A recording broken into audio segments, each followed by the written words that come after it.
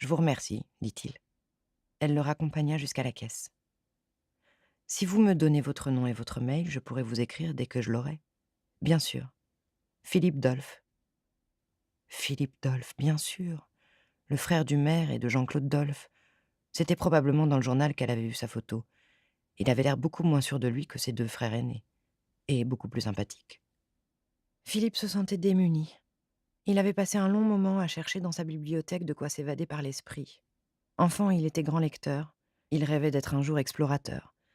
Mais en grandissant, son appétit de lecture et sa soif d'aventure s'étaient mystérieusement délités, et il était devenu le bon à rien aimable, méprisé par ses frères et par sa femme, un homme sans passion, et même sans goût pour quoi que ce fût, à part la remise en état de sa maison.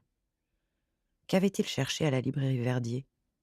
Le moyen de renouer avec le bonheur depuis longtemps révolu, quand il pouvait s'immerger si profondément dans la lecture, et s'identifier au personnage imaginaire, que la réalité de sa vie d'enfant sensible rudoyé par ses frères, négligé par son père, sa mère était morte peu après sa naissance, s'éloignait, s'effaçait, comme un mauvais rêve pendant quelques heures au moins. Il se versa un verre de whisky sans glace et s'assit face à l'écran éteint de la télé qu'il fixa sans le voir. Peut-être trouverait-il dans le grenier les autres favoris de son enfance, les bandes dessinées de Spirou, les Tintins. Il posa son verre et grimpa l'escalier. Mais arrivé au premier étage, il hésita. Fuir. Toujours fuir la réalité, laisser les autres décider pour soi. Il avait 50 ans et se laissait dicter sa conduite par ses frères comme s'il avait encore 5 ans. Muriel était-elle morte ou vivante? Avait-elle elle-même inventé cet enlèvement pour soutirer de l'argent à la famille? Il n'en était pas du tout persuadé, mais ne pouvait toutefois exclure totalement l'hypothèse. Peut-être pourrait-il trouver ici des éléments de réponse. C'est une femme comme Pauline Verdier qu'il aurait dû épouser, avec son visage doux et son sourire réfléchi. Elle était plus jolie qu'elle ne le paraissait au premier abord. Elle ne savait pas se maquiller et s'habiller comme Muriel. Elle s'intéressait assez peu sans doute à l'effet qu'elle pouvait produire sur les hommes, mais il y avait du mystère en elle. Ce n'était pas le genre de femme qui devait se livrer facilement. Était-elle mariée, mère de famille? Il avait le sentiment que non, sans savoir pourquoi. En tout cas, elle connaissait bien son métier. Elle avait tout de suite identifié l'auteur et le livre dont il lui parlait. Elle avait même sorti sans hésiter le nom du héros. Une femme cultivée, intelligente, réfléchie. Une femme beaucoup trop bien pour lui, tout compte fait. C'est elle qui n'aurait pas voulu d'un raté comme lui. Mais peut-être qu'avec elle, justement, il n'aurait pas été un raté. Il soupira. À quoi bon ces spéculations sans objet? C'était de toute façon bien trop tard. Sa femme, pour le meilleur et pour le pire, surtout pour le pire, c'était Muriel, et personne d'autre. Il ouvrit la porte du bureau de Muriel, avec le sentiment de commettre une indiscrétion impardonnable.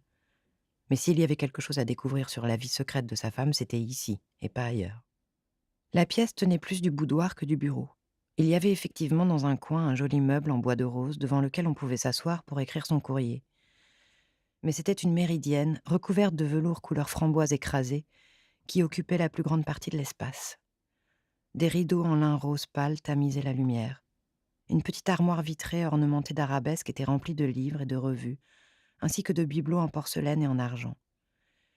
Il y avait eu une époque où Muriel passait pas mal de temps à chiner dans les vides-greniers et les brocantes des environs. En témoignaient également les tableaux et les gravures accrochés au mur. Il devait reconnaître qu'elle ne manquait ni de discernement ni de goût, autant qu'il put en juger.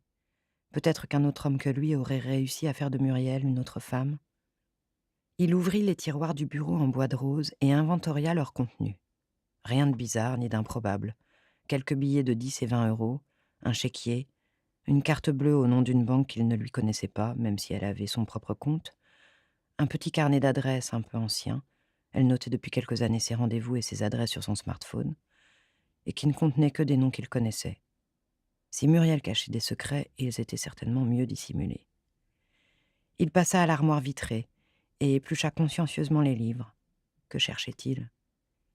Muriel n'étalait pas sa vie, mais elle n'en faisait pas non plus mystère. Lettres, cartes, messages. Il ne trouva rien qui sortît de l'ordinaire. Il revint à la table et ouvrit un petit guide de voyage consacré à l'Italie du Nord. Une photo s'en échappa.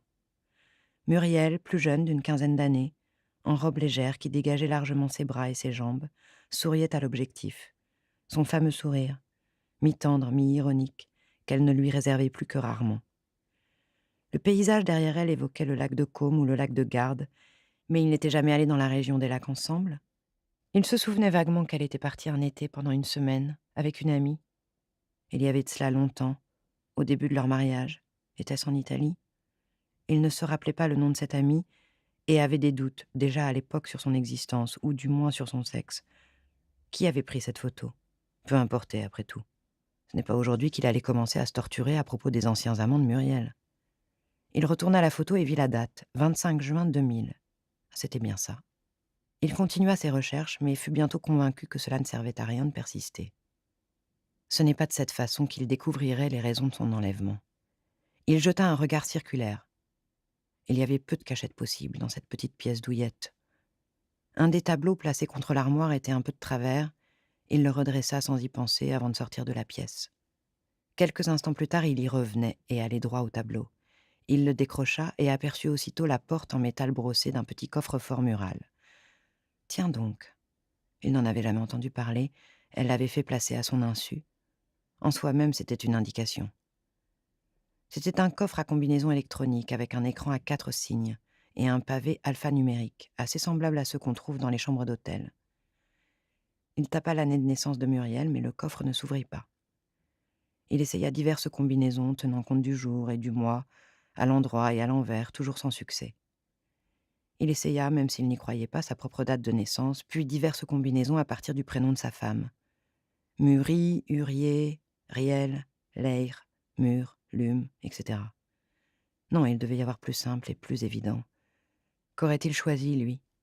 Sa date de naissance, probablement, car il manquait d'imagination. Ou une date qui comptait dans sa vie, peut-être. S'il avait eu des enfants, cela aurait été facile. Quelle date comptait pour lui? Celle de son mariage avec Muriel? Bien sûr, mais cela faisait des années que leur union ne signifiait plus grand-chose, ni pour elle, ni pour lui. Il tapa quand même l'année, 1998. Le coffre ne s'ouvrit pas. S'il s'était ouvert sur ce chiffre, cela aurait été une immense surprise pour lui. Soudain, il repensa à une autre date, celle sur le verso de la photo, et tapa 2000. Le coffre resta fermé. Mais Philippe ne se tint pas pour battu. Il alla chercher la photo et tapa la date exacte, 25-06, toujours sans succès. Il essaya ensuite 0600, juin 2000, sans résultat. Il était sur le point d'abandonner, mais décida en fin de compte de reprendre le prénom et le nom de Muriel à zéro, en notant à mesure les combinaisons de 4 lettres. Muri, Urier, Riel. Le coffre s'ouvrit au bout de 20 minutes avec les lettres Muel. M-U-E-L. L'intérieur était quasiment vide. Il n'y avait qu'une bague en or, avec un petit rubis posé sur un écrin en velours noir, et une petite pile de lettres sans leurs enveloppes. Il les examina rapidement. Elles étaient toutes de la même écriture. Elles n'étaient ni datées, ni signées. Mon amour, tout me manque en toi, tes yeux, ta bouche, tes seins, ta chatte, ta langue. Je veux que tu sois au dernier rang du cinéma de Montcalm aujourd'hui à 20h, à 5 places du couloir. Tu porteras ton imperméable, tes talons et rien d'autre. Mon amour, je veux que tu sois le 16 août dans la basilique. Tu auras ta robe noire sans manches et tu ne porteras rien d'autre. Tu te mettras à genoux, dans le premier confessionnal à gauche du transept, et tu attendras sans bouger. Mon amour, demain tu te présenteras au 6 de la rue des Échassiers à 10h, avec en main les lanières que je t'ai achetées. Tu monteras au 2e étage, tu te dévêtiras entièrement, tu mettras la cagoule en soie, et tu attendras sans bouger, etc., etc. C'était une chose de savoir que Muriel le trompait avec Constance, c'était une autre que de saisir la preuve concrète de cette grande et unique passion. Le seul amant qui avait vraiment compté pour Muriel, le seul qui avait mérité d'être ainsi préservé, un amant dominateur qui lui imposait des jeux sexuels. Pour la première fois depuis longtemps, Philippe sentit la morsure de la jalousie.